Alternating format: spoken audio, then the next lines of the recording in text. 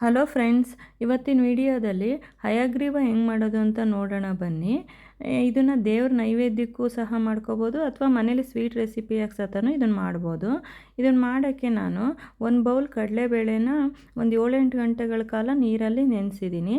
ಇದನ್ನು ಕುಕ್ಕರಿಗೆ ನೀರಿನ ಸಮೇತನೇ ಹಾಕಿ ಒಂದು 3-4 ವಿಷಲ್ನ ಕೂಗಿಸ್ಕೋಬೇಕು.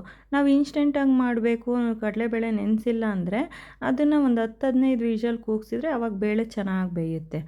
ಆಮೇಲೆ ಇದನ್ನು ಒಂದು ಬಾಣಲಿಗೆ ತುಪ್ಪ ಹಾಕ್ಬಿಟ್ಟು ನಮಗೆ ಯಾವ ಡ್ರೈ ಫ್ರೂಟ್ಸ್ ಇಷ್ಟ ಅದನ್ನು ತುಪ್ಪದಲ್ಲಿ ನಾವು ಫ್ರೈ ಮಾಡ್ಕೋಬೇಕು.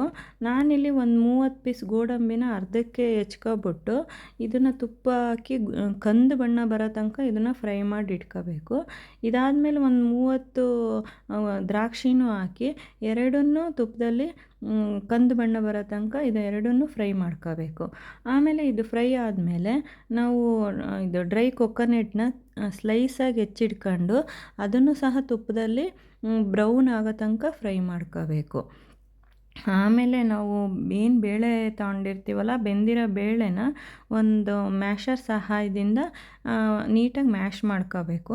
ಇದು ಬರೀ ಬೇಳೆ ಇದ್ದರೆ ಚೆನ್ನಾಗಾಗಲ್ಲ, ಒಂದೊಂದು ಬೇಳೆನೇ ಇರಬೇಕು, ಒಂದೊಂದು ಮ್ಯಾಶ್ ಆದ್ರೇ ಇದು ಚೆನ್ನಾಗಾಗೋದು. ಆಮೇಲೆ ನಾವು 1 ಬೌಲ್ ಬೇಳೆಗೆ 2 ಬೌಲ್ ಬೆಲ್ಲ ತಗೊಂಡಿದ್ದೀನಿ.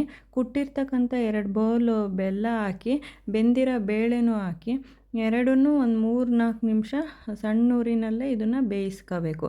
ಎರಡು ಈ ರೀತಿಯಾಗಿ ನೀಟಾಗಿ ಹೊಂದ್ಕೊಂಡ್ಮೇಲೆ ಇದಕ್ಕೊಂದು 3 ಸ್ಪೂನ್ ತುಪ್ಪ ಹಾಕ್ಬಿಟ್ಟು ಮತ್ತೊಂದು ಸ್ವಲ್ಪ ಇದನ್ನು ಒಂದು 3 ನಿಮಿಷ ಕುದಿಸ್ಕೋಬೇಕು. ಇದು ನೀಟಾಗಿ ಕುದ್ಮೇಲೆ 1 ಬೌಲು ತುರಿದಿಟ್ಕೊಂಡಿರೋಂಥ ಒಣ ಕೊಬ್ಬರಿ ಮತ್ತು ಒಂದು ಸ್ವಲ್ಪ ಪಚ್ಚಕರ್ಪೂರ, ಆಮೇಲೆ ಒಂದು ಸ್ವಲ್ಪ ಏಲಕ್ಕಿ ಪುಡಿ, ಆಮೇಲೆ ಇದಕ್ಕೆ ನಾವು ಡ್ರೈ ಫ್ರೂಟ್ಸ್ ಫ್ರೈ ಮಾಡಿರ್ತೀವಲ್ಲ ಅದನ್ನು ಹಾಕಿ, ಆಮೇಲೆ ಇನ್ನೊಂದು ಬ್ಯಾಚಲ್ಲಿ ಒಂದು 3 ಸ್ಪೂನ್ ತುಪ್ಪ ಹಾಕಿ ಎಲ್ಲದೂ ನೀಟಾಗಿ ಹೊಂದ್ಕೊಳ್ಳೋ ಥರ ನೀಟಾಗಿ ಒಂದು 3 ನಿಮಿಷ ಕುದಿಸ್ಕೋಬೇಕು.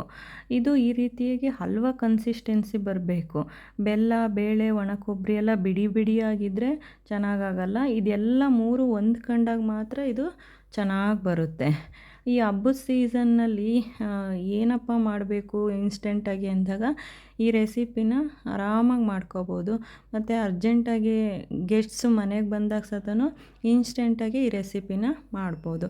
ನಮ್ಮ ಮನೇಲಂತೂ ಇದು ರೆಸಿಪಿ ಎಲ್ಲರಿಗೂ ಫೇವ್ರೇಟು. ನೀವು ಒಂದು ಸಲ ಟ್ರೈ ಮಾಡಿ, ನಿಮಗೂ ಕೂಡ ಇಷ್ಟ ಆಗುತ್ತೆ. ಐ ಹೋಪ್ ಈ ರೆಸಿಪಿ ಇಷ್ಟ ಆಗಿದೆ ಅಂತ ಭಾವಿಸ್ತೀನಿ. ಇಷ್ಟ ಆದರೆ ಲೈಕ್ ಮಾಡಿ, ಶೇರ್ ಮಾಡಿ, ಮತ್ತು ಹೊಸ್ದಾಗಿ ನನ್ನ ಚಾನಲನ್ನು ನೋಡ್ತಾ ಇದ್ದರೆ ಸಬ್ಸ್ಕ್ರೈಬ್ ಮಾಡ್ಕೊಂಡು ನೋಡಿ ಫ್ರೆಂಡ್ಸ್. ಮತ್ತೊಂದು ರೆಸಿಪಿ ಜೊತೆ ಸಿಗ್ತೀನಿ ನೆಕ್ಸ್ಟ್ ವಿಡಿಯೋದಲ್ಲಿ. ಬಾಯ್.